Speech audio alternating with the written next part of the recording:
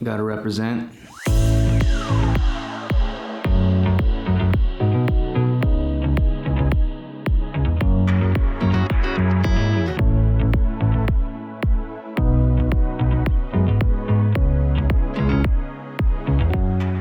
Hello everyone, David Lee here. A couple of weeks ago, I attended a Google Energizer at Google's Singapore headquarters. And it was basically a gathering of innovators coming together to network but also celebrate advocacy. During this day of learning, I got to meet Stephanie from San Jose, California, a brand new innovator of the SEA 19 cohort. After chatting with her, I immediately thought I need to interview her because the work that she was talking about seemed really amazing. And it's work that I would be really into. So here's our chat. Hope you enjoy it. We're with Stephanie right now. We're at the Google Innovator Academy in Singapore. Can you kind of introduce yourself? Sure. My name is Stephanie Rothstein. I teach in the United States in California, in Los Gatos, California, at Los Gatos High School. And my role is basically I am a TOSA, a teacher on special assignment. I help teachers integrate technology into their classroom, and I do that one day of the week and then every other day block schedule. So one day I do that, and the other day I teach 2 periods in a pathway that I chair that's a cross-curricular project-based learning pathway that connects English, history, and science, and I teach the English 9 class within that pathway. Nice. So this kind of started because you were kind of sharing with me what you do, and to me that sounded so fascinating, and also I feel like that's probably one of the best teaching jobs because you are coaching people, but at the same time you're still connected to the classroom. But not only that, you're doing something really cool where it's interdisciplinary, which I'm finding that it's hard for middle school and high school teachers to kind of understand how that looks, and I don't blame them because there's not a lot of examples of that. So it would be nice to could you talk about your coaching and then specifics, and then talk about your interdisciplinary. Sure. So I actually love the model of both coaching and teaching, and I've met a few people here that said, oh my gosh, that would make me so scatterbrained, and some who have done it and it doesn't work for them. But for me, it is the best of both worlds because I feel like I'm current and relevant, and that when I'm saying to a teacher, I just did this yesterday in my classroom, I am meaning I just did this yesterday in my classroom. For example, back to school night, I ended up using like Flipgrid codes with where students would record themselves talking about what they've done in my class for the last 3 weeks, and I gave it to every parent on a little note card. And it wasn't anything big, it was something I had seen on Twitter. I thought it was a great idea.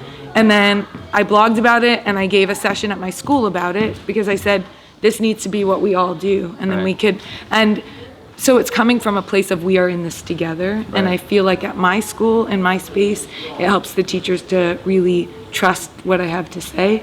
I also am one who my students know that they will be guinea pigs for a lot of things, and they're willing to try with me. Absolutely. And then in that way I can share out. So I like having dual roles. I think it makes me a better teacher and a better coach. And then in terms of my pathway, we're a part of the New Tech Network. And that in itself is all about project-based learning and interdisciplinary. So if you ever tour any New Tech Network schools, ours is a little bit different, but the one that it's based on, if you're in Napa, California, all of their classes, almost all, are team-taught courses.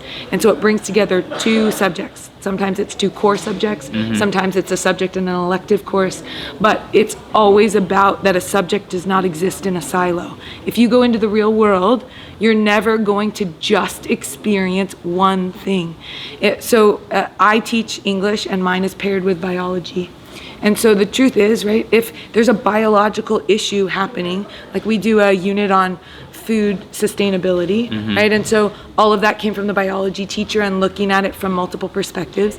If you're doing that, you're not going to just be able to look at the data of food sustainability. You're going to have to look at human impact. You're going to have to write about it. You're going to have to connect with people and tell stories about it. So our subjects don't exist in silos, and yet we teach them that way. And to me, it doesn't match what the world looks like. Right. So it was really important that we have a pathway. We call it like if we're going to do real world application, then we should teach our pathway in a way that is real world application. Right.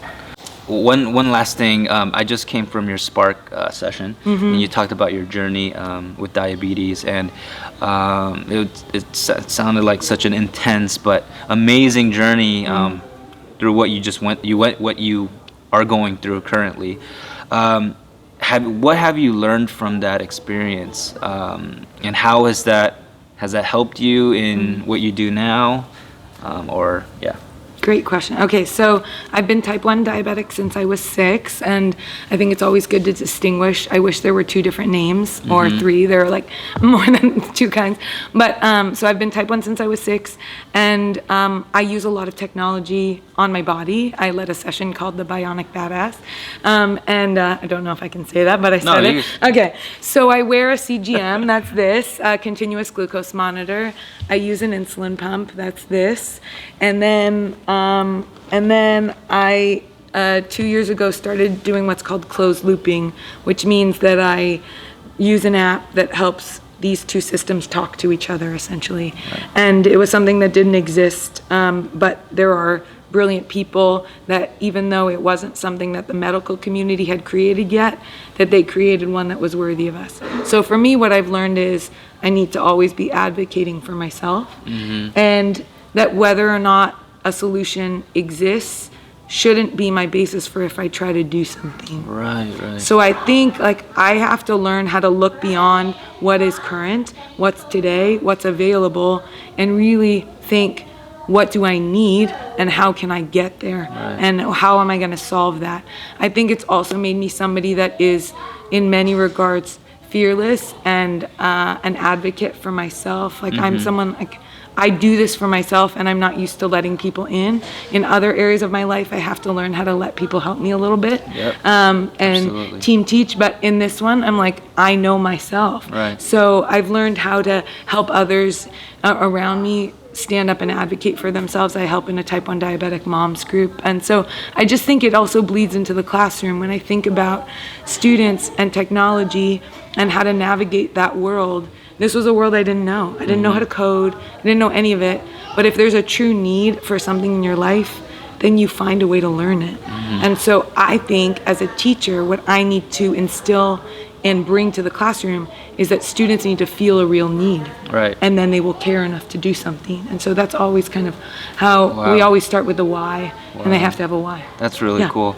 And then also you talked about your the platform that you use, and their motto is be impatient. Oh yes, we should definitely plug #WeAreNotWaiting.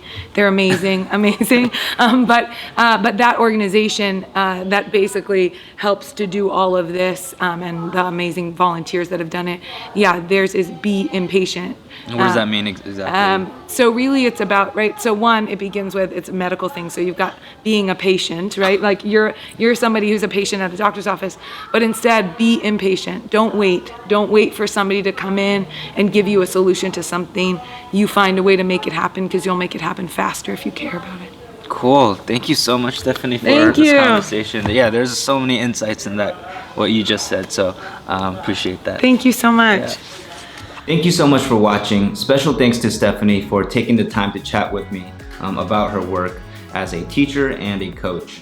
Please follow her on Twitter if you want to learn more about what she does. And I'm hoping to create more videos like this, chatting with educators about their work, not only talking about the topic of design thinking. So thank you so much again for watching. Please click the like button, subscribe to the channel, and until next time, peace.